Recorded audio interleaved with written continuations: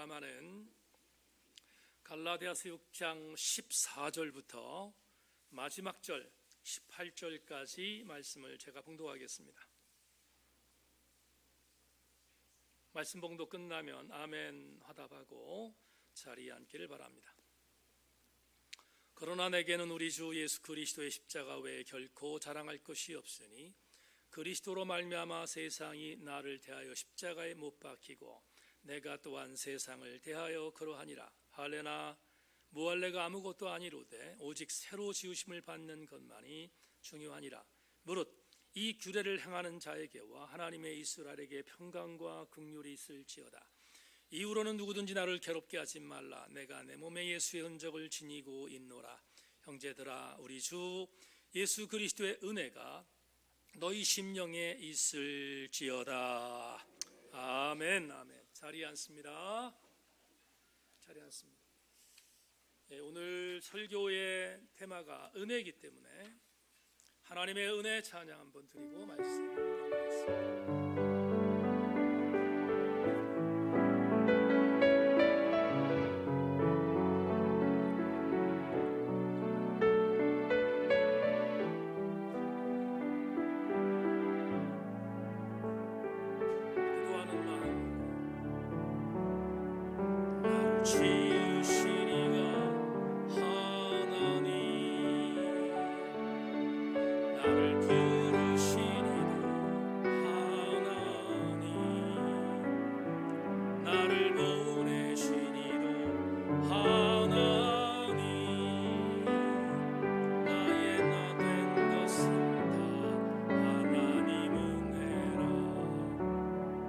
나의 달려갈 다가도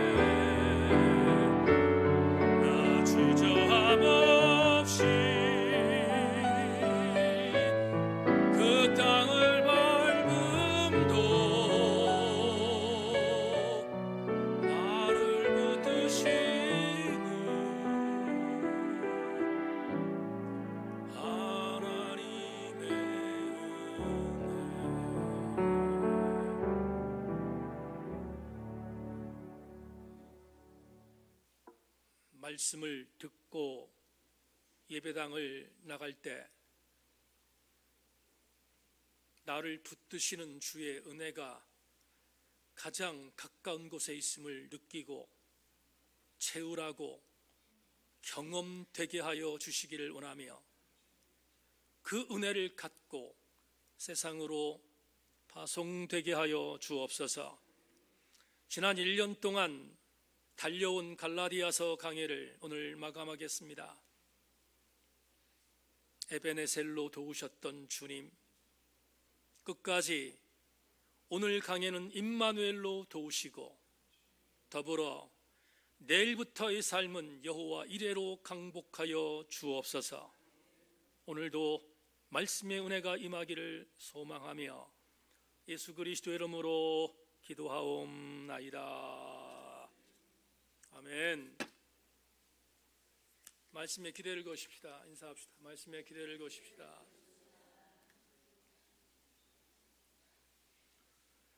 오늘 여러분과 나눌 말씀의 제목은 은혜가 결론입니다 라는 제목을 갖고 갈라디아서 44번째 강해의 시간으로 갈라디아서 강해를 마치겠습니다. 2018년 11월 11일 주일날 갈라디아서 첫 번째 강해를 시작했습니다. 오늘이 11월 10일이니까 딱 1년 되는 주일입니다. 목회를 하는 목사에게 있어서 보람을 느끼게 만드는 하나를 소개하라고 한다면 그건 심혈을 기울여 준비한 강해 설교의 한 장르를 마칠 때 오는 감격입니다. 오늘이 바로 그런 감격이 있는 주일입니다. 여러분들이 인정하든 인정하지 않든 저는 지난 1년 동안 갈라디아서 한 권의 책을 붙들고 최선을 향해서 달려왔습니다. 작은 로마서라고 지칭하는 갈라디아서 안에 있는 말씀을 붙들고 단 한 가지의 강력한 메시지를 붙들고 달려왔습니다. 갈라디아서 안에는 예수가 그리스도라는 복음, 이 한 가지 은혜만 갖고도 충분하다는 것을 지난 1년 동안 교우들과 함께 나누며 달려왔습니다. 사도 바울은 예수가 그리스도라는 복음 이외에 그 어떤 것과도 타협하지 말며 다른 복음에 대하여 속지 말라고 우리에게 갈라디아서를 통하여 경성시켜 주었습니다. 그럼에도 불구하고 예수가 그리스도라는 복음 하나로 충분히 여기지 못했던 갈라디아 교회 안에 있었던 배교자들과 그들을 넘어뜨렸던 유대율법주의자를 향하여 메시지를 전하여야 했기에 갈라디아서 1장부터 6장은 대체적으로 강력한 경고의 톤이었기에 어떤 이유로 바라보면 갈라디아서는 마치 전투서신과도 같은 내용이 담겨져 있습니다. 더불어 또 한 가지 주목할 것은 사도 바울은 본인이 갖고 있는 예수가 그리스도라는 복음 이외에 다른 어떤 것들과도 타협하지 말라는 강경 모드를 1장부터 6장까지 내내 견지하고 있다는 사실에 주목해야 할 것입니다. 그래서 바울은 갈라디아서 총 6장에서 가장 강력한 메시지라고 할 수 있는 1장 6절부터 10절에서 이렇게 비수와 같은 말씀을 던지고 있습니다. 그리스도의 은혜로 너희를 부르신 이를 이같이 속히 떠나 다른 복음을 따르는 것을 내가 이상하게 여기노라. 다른 복음은 없나니 다만 어떤 사람들이 너희를 교란하여 그리스도의 복음을 변하게 하려 함이라. 그러나 우리나 혹은 하늘로부터 온 천사라도 우리가 너희에게 전한 복음 외에 다른 복음을 전하면 저주를 받을지어다. 우리가 전에 말하였거니와 내가 지금 다시 말하노니 만일 누구든지 너희가 받은 것 외에 다른 복음을 전하면 저주를 받을지어다. 이제 내가 사람들에게 좋게 하랴 하나님께 좋게 하랴 사람들에게 기쁨을 구하랴. 내가 지금까지 사람들의 기쁨을 구하였다면 그리스도의 종이 아니니라. 저는 바울의 이 강력한 멘트를 0.1도의 이견 없이 동의합니다. 수차례 말씀을 드렸지만 바울 사도의 이 선포 중에 갈라디아서 1장 10절은 여러분의 담임 목사의 목회 철학 중에 하나로 붙들고 달려왔던 하나님의 금과 같은 말씀인 것을 다시 한번 각인해 볼 수 있습니다. 사도 바울은 내가 절대로 사람에게 좋게 하지 않겠다고, 예수 그리스도의 복음 외에 다른 어떤 복음을 전하면 저주를 받을 것이라고 선포하면서 그는 강경한 메시지를 전하며 한 발자국도 뒤로 물러서지 않았습니다.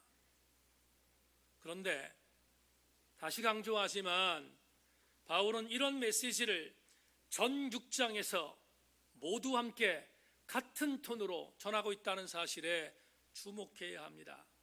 특별히 오늘 본문 갈라디아서 6장 14절로 17절까지만 보더라도 바울은 전혀 자기의 주장에서 물러서지 않았습니다. 그러나 내게는 우리 주 예수 그리스도의 십자가 외에 결코 자랑할 것이 없으니 그리스도로 말미암아 세상이 나를 대하여 십자가에 못 박히고 내가 또한 세상을 대하여 그러하니라. 할례나 무할례가 아무것도 아니로되 오직 새로 지으심을 받는 것만이 중요하니라. 무릇 이 규례를 행하는 자에게와 하나님의 이스라엘에게 평강과 긍휼이 있을지어다. 이후로는 누구든지 나를 괴롭게 하지 말라. 내가 내 몸에 예수의 흔적을 지니고 있노라 선포했습니다. 여기까지 43번에 걸친 갈라디아 강해를 통하여 바울이 얼마나 옹골차게 그의 십자가의 신학을 전했는지를 다시 한번 각인할 수 있습니다. 그런데 오늘 갈라디아서를 강의하는 마지막 44번째의 텍스트인 18절 마지막 절을 준비하다가 마음에 짠함이 올라왔습니다. 오늘 여러분과 함께 나눌 18절 말씀을 묵상하다가 왠지 모를 가슴의 뭉클함이 저에게 있었습니다. 왜냐하면 18절은 그동안 사도 바울이 유지했던 강경 모드와는 전혀 분위기가 다르기 때문입니다. 오늘 18절에서 바울은 이렇게 마지막 축도를 남깁니다. 형제들아, 우리 주 예수 그리스도의 은혜가 너희 심령에 있을지어다. 어떻습니까? 그동안 명령법으로 지시했던 사도 바울의 메시지와는 전혀 다르게 오늘 18절은 우리에게 감동으로 다가오는 따뜻한 메시지가 아닙니까?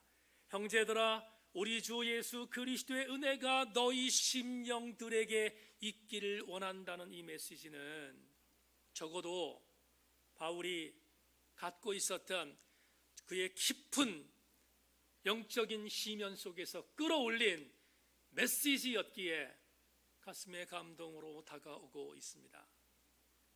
저는 28절을 오늘 갈라디아서를 마감하는 강해에 해석하며 우리 교우들과 함께 강해의 대단원의 막을 내리고자 합니다. 18절에서 두 개의 단어에 집중하겠습니다. 제가 오늘 18절에 강해를 통하여 두 가지 전하는 이 단어는 우리 교우들에게 대단히 중요한 단어인 것을 다시 한번 명심하고 여러분 집중해 주시기를 부탁합니다. 첫 번째 나오는 단어, 형제들아 라는 단어를 소개하겠습니다. 형제들아, 헬라어 아델포이의 번역입니다. 이 아델포이라는 이 단어는 명사가 아델포스, 형제입니다. 그런데 신약을 전공한 학자들에 의하면 이 아델포스라는 단어는 두 가지의 의미를 갖고 있다고 전하고 있습니다. 첫 번째, 이 아델포이라는 단어는 헬라어 단어 델푸스에서 파생되었다고 해석합니다. 델푸스는 뭔가? 델푸스는 여성의 자궁을 의미하는 단어입니다. 여러분, 의미심장하지 않습니까? 형제라는 단어가 자궁에서 나왔습니다. 이렇게 해석하면 어떨까 싶습니다. 여성들의 육체의 장기인 자궁은 무엇을 의미하는 단어입니까? 이 자궁은 인간의 새 생명이 탄생되면 제일 먼저 10달 동안 거주하는 장소입니다.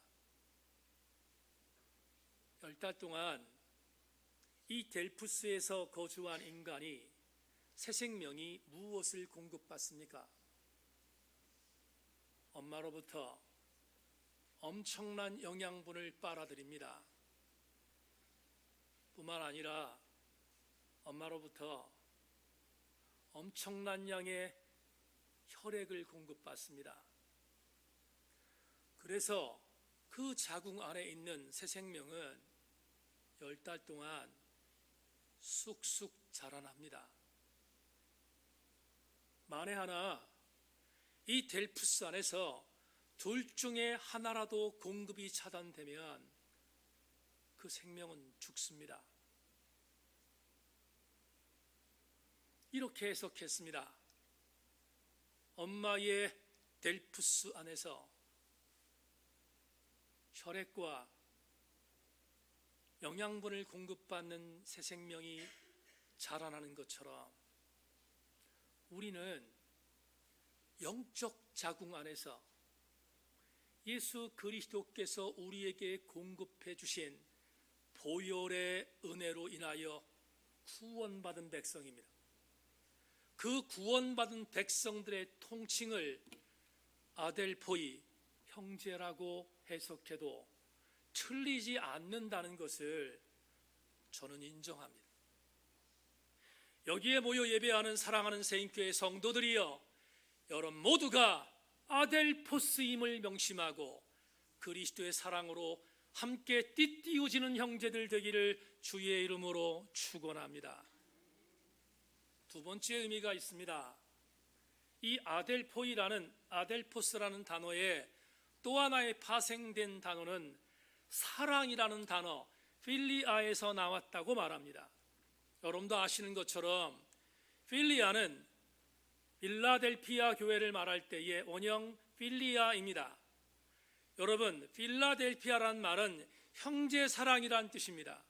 다시 말하면 오늘 아델포스라는 이 단어, 형제라는 이 단어는 형제애라는 사랑 안에서 묶어져 있는 단어임을 학자들은 우리에게 전언하고 있습니다.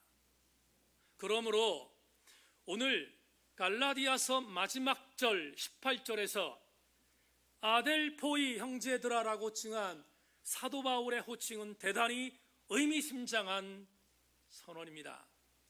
왜 그렇습니까? 두 가지를 전제하기 때문입니다. 첫째, 바울은 갈라디아 교회 안에서 복음을 저버리고 유대율법의 할례주의로 빠진 배교자들, 그들을 향하여 이렇게 말하는 것입니다. 내가 너희들에게 6장까지 복음이 무엇이고 알레의 위선이 무엇인가에 대하여 이야기했다. 그런데 바울이 마지막 이렇게 말하는 것이다. 배교한 형제들아, 나는 너희들을 다시 한번 복음으로 하나 되기를 원하며 복음으로 돌아오기를 원한다는 메시지입니다. 그게 형제들아라는 단어 속에 담겨 있는 첫 번째 의미입니다. 두 번째, 참 감동입니다. 바울은 변절자를 비롯한 이 모든 배교자들에게 말합니다. 나는 아직도 너희들을 포기하지 않았다는 것입니다. 그게 형제들아라는 단어 속에 함축되어 있는 신학적 교훈입니다. 이런 아름다운 사랑을 담은 사도 바울은 갈라디아 교회에 편지하는 마지막 글에서 이렇게 말했습니다. 우리 주 예수 그리스도의 은혜가 너희 심령들 모두에게 있기를 소망한다고 말한 것입니다. 이 설교 준비를 하다가 이런 생각에 젖어봤습니다. 여러분, 교회가 세상을 압도해야 하는데 반대로 지금 우리가 살고 있는 작금은 세상이 교회를 압도하고 있습니다. 제가 중고등부 시절 때 지금도 그 옛날을 생각해 보면 교회에서 무슨 행사를 하면 특별히 이제 12월 달이 돼서 학생들이 문학의 밤이라는 행사를 하게 될 때 믿지 않는 친구들이 몰려왔습니다. 떠다 밀 정도로 교회가 가득 찼습니다. 이유가 뭔가? 그 이유는 한 가지입니다. 그 당시에는 교회의 문화가 세상의 문화를 압도했기 때문입니다. 그래서 가장 재미있는 것들이 교회 안에 있었고 가장 흥미로운 것이 교회 안에 있었기에 세상에 있는 아이들이 교회 안으로 들어온 것이고 주목한 것입니다. 그런데 근래는 그렇지 않습니다. 세상의 문화가 교회를 압도하고 있잖아요. 한심한 것은 세상의 문화가 교회를 압도한다고 하더라도 교회는 그 압도하는 문화를 따라가면 안 되는데 정신 나간 사람들이, 정신 나간 교회가 세상의 문화를 따라가고 있잖아요. 얼마나 안타까운 일입니까? 여러분, 우리는 이런 생각을 가져야 돼요. 교회는 교회의 정체성을 갖고 교회의 독특성을 갖고 세상이 원하는 방향으로 가는 것이 아니라 교회는 교회로서 역할을 감당하며 세상을 이끌 견인차 역할을 감당하는 것이 끝까지 교회가 가져야 할 자존감입니다. 미국에 아주 유명한 기독교 작가이자 베스트셀러 작가이며 프리랜서인 필립 얀시가 있습니다. 어떤 기자가 베스트셀러 작가였던 필립 얀시에게 찾아와서 이렇게 물었답니다. 작가님, 당신은 기독교 베스트셀러의 작가니까 한 가지 묻겠습니다. 세상이 절대로 줄 수 없는, 교회만이 줄 수 있는 것 하나를 추출하면 당신은 뭐라고 말하겠습니까? 라고 물었습니다. 그때 필립 얀시가 조금도 주저함이 없이 이렇게 말했답니다. 그건 은혜지요. 맨 처음에 하나님은 내 안에 없다라는 책에서 이 글을 읽다가 이 생각이 들었어요. 맨 처음에는 고개를 갸우뚱했어요. 왜 그런지 아십니까? 세상이 절대 줄 수 없는, 교회만이 줄 수 있는 것이 은혜다? 맨 처음에는 동의하지 않았어요. 왜 그런가 하면 우린 가끔 세상도 은혜를 주는 걸 보거든요. 그렇잖아요. 제가 언젠가 인터넷 포털 사이트에서 이런 글을 본 적이 있어요. 여러분, 재판정에서 재판관이 법정 구속을 시켜서 심판을 내리면 10년 이상 정도 받아야 할 중죄인이 왔어요. 그런데 이 죄인은 가난 때문에 범죄한 가난형 범죄자였어요. 그런데 가난한 범죄자였기 때문에 이 재판관이 볼 때도 너무나 안쓰러웠어요. 그래서 장발장식 법정 구속을 시켰고, 그리고 장발장식 나름대로의 선처가 이루어져서 10년 정도 형을 받아야 되는데 그 반밖에 되지 아니하는 형을 언도받은 사건을 제가 본 적이 있습니다. 여러분, 가끔은 법정에서 재판관들이 은혜를 주잖아요. 은혜를 베풀잖아요. 어떤 경우에 가난한 자들은 부유한 자들에게 있어서 여러분 기부 형식으로 은혜를 받습니다. 세상도 은혜를 줘요. 그래서 필립 얀시의 말에 대해서 맨 처음에는 동의하지 않았어요. 물론 필립 얀시는 그렇게 얘기한 것이 아니라는 것을 압니다. 근데 조금 더 정확하게 말씀을 드리려고 합니다. 세상이 절대로 줄 수 없는, 교회만이 줄 수 있는 유일한 것은 은혜가 아니라 우리 주 예수 그리스도께 주시는 은혜입니다. 그건 세상이 줄 수 없어요. 절대로 줄 수 없습니다. 우리 주 예수 그리스도만이 줄 수 있는 은혜는 교회만이 줄 수 있습니다. 예수께서 우리에게 주셨던 세상이 절대로 줄 수 없는 은혜가 뭡니까? 조금 더 구체적으로 뭡니까? 이렇게 해석했습니다. 저는 이렇게 받아들였습니다. 그 은혜는 나보다도 나를 더 사랑하신 주님의 은혜입니다. 아멘을 안 한 사람들이 있어서 로마서 5장 6절로 8절을 읽겠습니다. 여러분들이 강심장인지를 그 다음 보겠습니다. 우리가 아직 연약할 때에 기약대로 그리스도께서 경건하지 않은 자를 위하여 죽으셨도다. 죄인을 위하여 죽는 자가 쉽지 않고 선인을 위하여 용감히 죽는 자가 있거니와 우리가 아직 죄인 되었을 때 그리스도께서 우리를 위하여 죽으심으로 하나님께서 우리에 대한 자기의 사랑을 확증하셨느니라. 이게 뭡니까? 이게 우리 주 예수 그리스도께서 주신 세상은 절대로 줄 수 없는 은혜이지 않겠습니까? 조금 더 단순하겠습니다. 주님이 우리에게 주신 은혜는 이것입니다.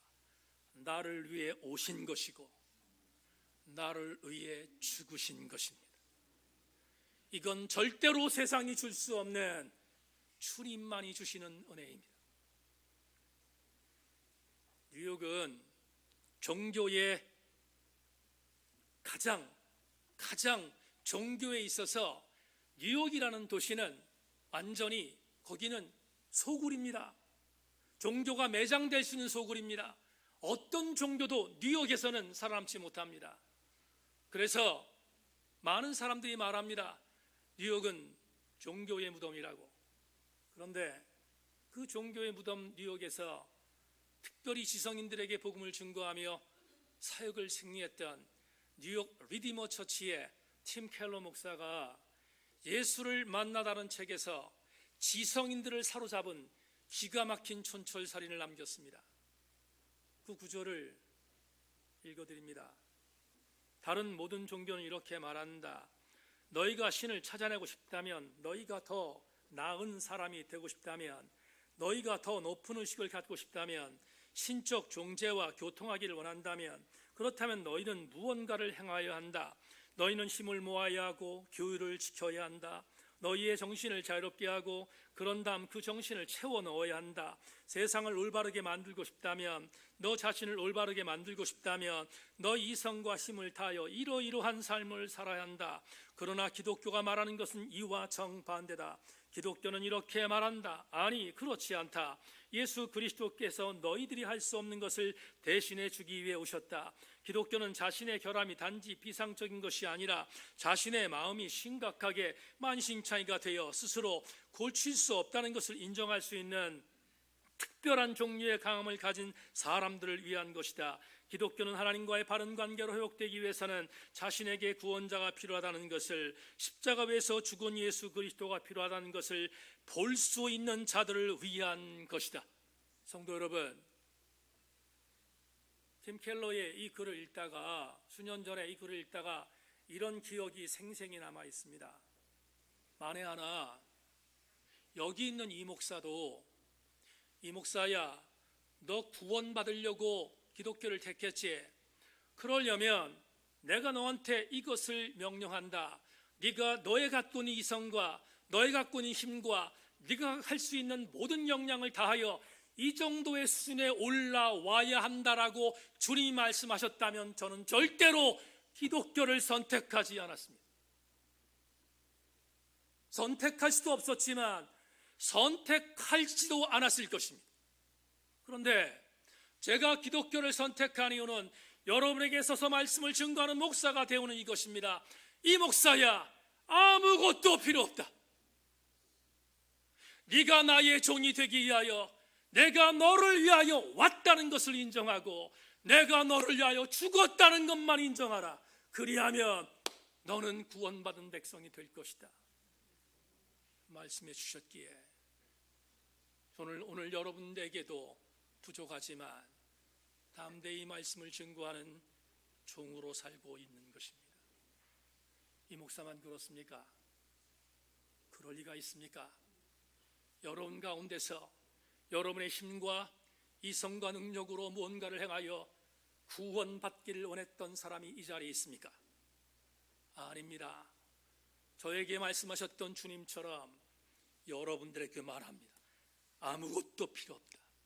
내가 너를 위해서 왔다는 것, 그리고 내가 너의 죄를 위하여 대신 죽었다는 것, 그것만 인정하라는 것입니다. 그것을 인정하는 것이 뭡니까? 은혜를 받는 것입니다. 미국의 콜롬비아 신학대학의 찰스 카우스 교수는 바울의 18절의 이 본문을 대단히 의미 있게 해석했습니다. 여러분, 그는 현대성서 주석에서 갈라디아서를 주석한 18절 주석에서 이렇게 말합니다. 바울의 18절 마감 축도는 다른 바울 서신들에서 나오는 친숙한 본보기를 따르고 있다. 그것은 자주 사용된 축복이다. 그렇지만 갈라디아서에서 그것은 특별한 의미를 갖는다. 바울의 이 축도는 이미 바울이 앞선 6장을 통해 갈라디아 교회 시인자들에게 요구했던 가장 기초적인 생명의 은혜를 다시 회복하고 받아들이도록 강조한 것이다. 우리 주 예수 그리스도께 주신 은혜로 돌아오는 것을 말하는 것입니다. 사도 바울은 오늘 우리에게 이렇게 말합니다. 주 1세기에 갈라디아 교회 성도들 중에 배교한 자들에게 다시 돌아와라. 나도 너희를 절대로 포기하지 않았다. 그런 것처럼 주님의 은혜도 너희를 포기하지 않았고 너희들이 다시 돌아오기를 원한다. 너희 심령들에게 우리 주 예수 그리스도의 은혜가 임하기를 원한다고 선포한 것이 오늘 마지막 18절 텍스트인 것입니다. 그렇다면 우리는 갈라디아서를 마감하는 오늘 마지막 강해를 통하여 우리에게 주시는 마지막 교훈을 받을 수 있습니다. 18절 한 절의 강해를 통하여, 아니 갈라디아서 전 6장을 통한 강해를 통하여 우리가 받을 수 있는 교훈을 이렇게 결론 맺겠습니다. 성도에게 있어서 신앙생활의 결론은 주 예수 그리스도를 통하여 받는 은혜라는 교훈입니다. 우리 주 예수 그리스도의 은혜, 그것이 신앙생활의 결론인 것을 우리에게 말씀해 주고 있습니다. 이 땅에 은혜라는 단어가 너무 많습니다. 그래서 자칫 잘못하면 가짜 은혜, 사이비 은혜, 유사 은혜에 빠질 수 있는 가능성이 농후합니다. 절대로 그래서는 안 될 것입니다. 우리가 주목해야 하는 은혜는 우리 주 예수 그리스도의 은혜입니다. 여러분에게 성경적인 내증을 하나 소개하겠습니다. 누가복음 17장 11절로 19절 말씀을 여러분에게 읽겠습니다. 이미 잘 알고 있는 것이지만 다시 한번 복기하겠습니다. 예수께서 예루살렘으로 가실 때 사마리아와 갈릴리 사이로 지나가시다가 한 마을에 들어가시니 나병 환자 10명이 예수를 만나 멀리 서서 소리를 높여 이르되 예수 선생님이여 우리를 불쌍히 여기소서 하거늘 보시고 이르시되 가서 제사장들에게 너희 몸을 보이라 하셨더니 그들이 가다가 깨끗함을 받은지라. 그 중에 한 사람이 자기가 나은 것을 보고 큰 소리로 하나님께 영광을 돌리며 돌아와 예수의 발 앞에 엎드리어 감사하니 그는 사마리아 사람이라. 예수께서 대답하여 이르시되 10사람이 다 깨끗함을 받지 아니하였느냐? 그 9은 어디 있느냐? 이 이방인 외에는 하나님께 영광을 돌리러 돌아온 자가 없느냐 하시고 그에게 이르시되 일어나 가라 내 믿음이 너를 구원하였느니라 하시더라. 다 같이 아멘. 이제 마지막 성경적 내용을 여러분에게 소개하겠습니다. 예수님께서 예루살렘으로 가시는 여행의 어간에 사마리아와 갈릴리 지역으로 통과하실 때였습니다. 마침 그때 그 지역 근처에 살고 있었던 한센병 환자 10명이 주님을 찾아왔습니다. 당시에 한센병은 천형이었고 저주의 질병이었기에 이들은 버림받은 인생을 살았던 자들이었습니다. 이들은 이 질병에서 고침받는 것이 최고의 그들의 소망이었을 것입니다. 주님께서 마침 사마리아 갈릴리 사역에 들어오신다는 이야기를 듣고 지푸라기라도 짚는 심정으로 이 10명의 한센병 환자들이 주님을 찾아왔습니다. 추측하기로는 9명은 유대인이고 1명은 사마리아인으로 누가는 기록하고 있습니다. 그런데 찾아와서 우리를 불쌍히 여겨달라고 소리 높여 외치며 주님께 자기들의 소망을 아뢰자 주께서 불쌍히 여기셔서 말씀으로 그들을 치유하셨습니다. 이렇게 제사장에게 가서 너희들 몸을 보여라. 여러분 왜 제사장에게 갔습니까? 당시에 한센병의 치유는 확정적으로 완치 판정은 제사장만 내릴 수 있었기 때문입니다. 그래서 그들은 한센병의 질병을 갖고 예수께서 전하셨던 말씀을 붙들고 제사장에게 가던 중이었습니다. 제사장에게 가는 도중 누가에 의하면 그들은 가는 도중에서 한센병의 질병에서 고침받았다고 의사였던 누가가 보고한 것을 보면 분명한 확신이 있지 않겠습니까? 의학적인 전문가였던 누가의 말이니까 믿을만하지 않겠습니까? 가는 도중에 그들이 제사장에게 판정을 받기 전에 고침받았다는 판정을 스스로 그들이 느끼게 된 것입니다. 얼마나 감격적이었겠습니까? 그런데 누가는 아주 의미심장한 구절을 이 누가복음 17장에 남깁니다. 그 중에 유대인들에게 사람 취급을 받지 못하던 사마리아 한센병 환자 한 명이 제사장에게 끝까지 가지 않았습니다. 여러분, 가는 도중에 한센병의 고침을 받았다면 얼마나 기쁜 마음으로 제사장에 가겠습니까? 완치 판정을 받았으니까. 그런데 제사장이 목적이었는데 제사장에 가지 않고 돌아섰습니다. 그리고 성경이 말합니다. 그 한 명은 예수께로 돌아왔다고 말합니다. 그리고 돌아와서 예수께 감사했다. 개역판엔 살해했다라고 말합니다. 그게 물질이든 아니면 심정적인 것은 상관없어요. 예수께 돌아와서 감사했다고 누가는 표현하고 있습니다. 여러분, 주께서 감사한 이 사마리아 한센병 환자를 보며 이렇게 말씀합니다. 9명은 어디 있는가? 고침받은 자는 10명인데 9명 어디 있는가? 그런 뒤에 주께서 감사했던 이 사마리아 출신의 한센병 환자에게 이렇게 말합니다. 이제는 내 믿음이 너를 구원하였다.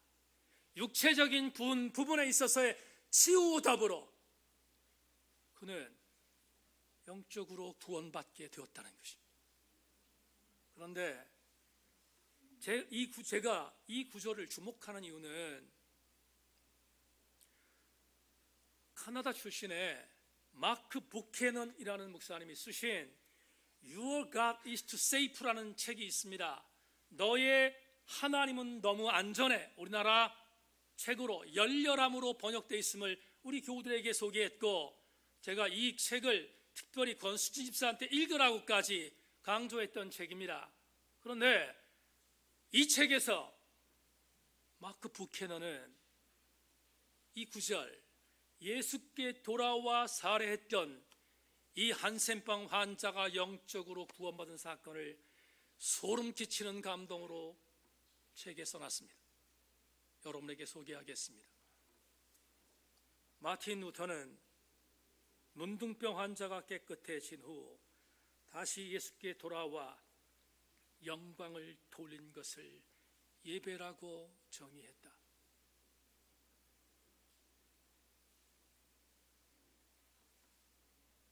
마크 부캐넌은 마틴 루터가 이 사마리아 출신의 한센병 환자가 제사장에게 끝까지 가지 않고 주님께 돌아와 살해한 것을 다른 표현으로 표현하지 않고 예배라고 정의했다는 것을 읽는 순간 전율했습니다. 왜 그런지 아십니까?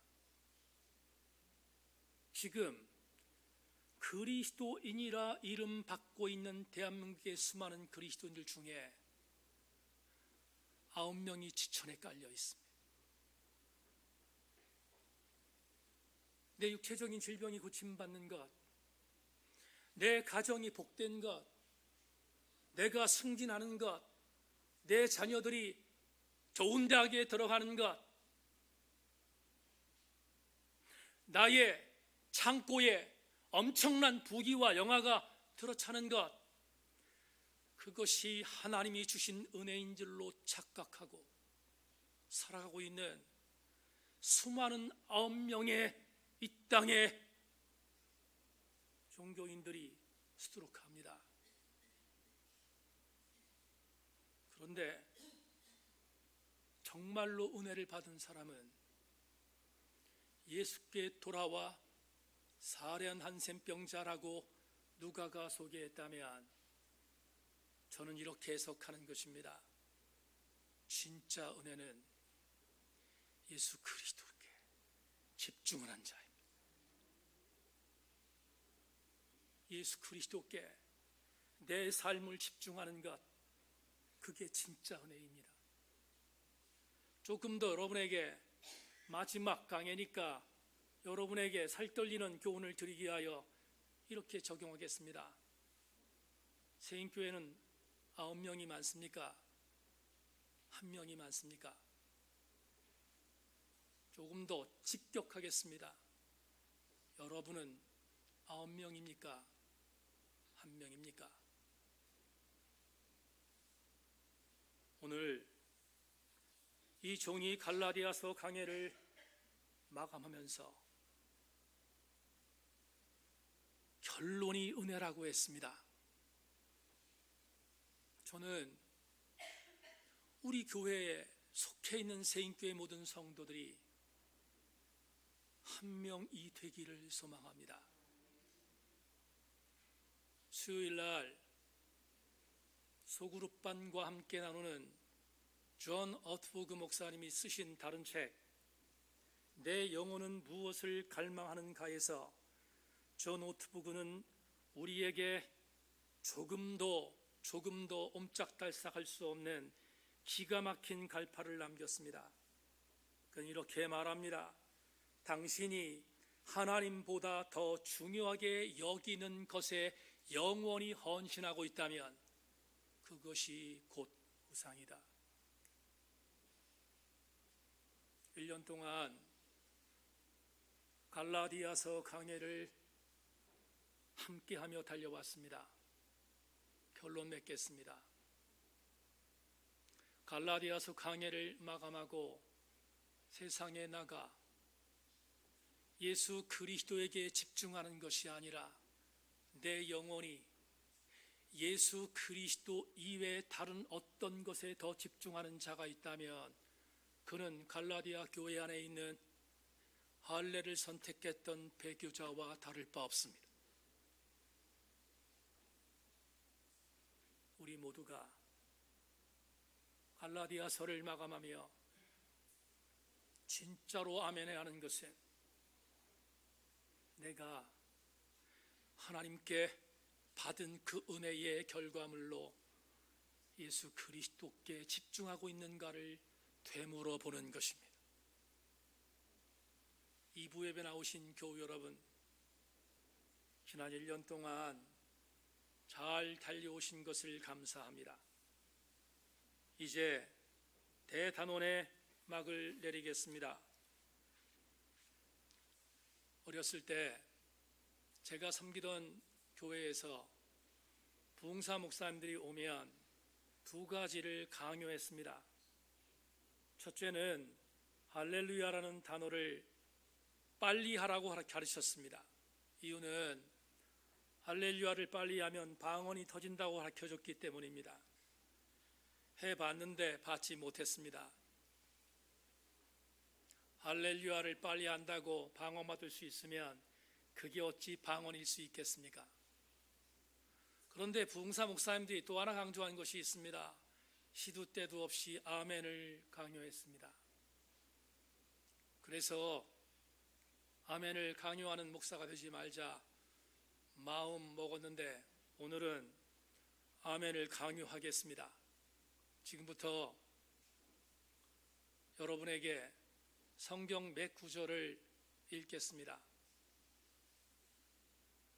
모두가 강요가 아니라 신실한 마음으로 아멘하여 갈라디아 교회 갈라디아서에 주시는 하나님의 은혜의 강해를 정말 멋지게 마무리하는 그런 시간이 되기를 소망합니다.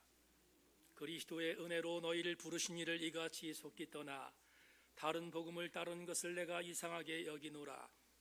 다른 복음은 없나니 다만 어떤 사람들이 너희를 교란하여 그리스도의 복음을 변하게 하려 함이라.